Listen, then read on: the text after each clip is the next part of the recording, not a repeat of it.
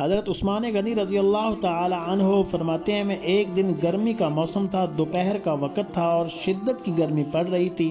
میں اپنے مکان کی چھت پہ کھڑا تھا، دور سے کیا دیکھتا ہوں کہ ایک آدمی جو بوڑھا ہے وہ ایک اونٹ کو ہانکتا ہوا لا رہا ہے۔ میرے دل میں آئی کہ کتنا حریص بوڑھا ہے کہ یہ اتنی عمر کے اندر یہ کس چکر میں پڑ گیا ہے۔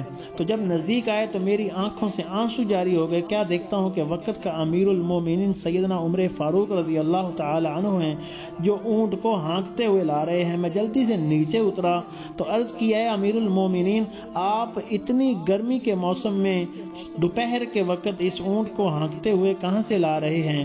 تو امیر المؤمنین نے فرمایا کہ اے عثمان یہ بیت المال کا اونٹ ہے، یہ بھاگ گیا تھا، اس کو پکڑ کے لا رہا ہوں۔ تو حضرت عثمان غنی رضی اللہ تعالیٰ عنہ نے فرمایا، عرض کی اے امیر المومنین آپ کسی غلام کو حکم کر دیتے۔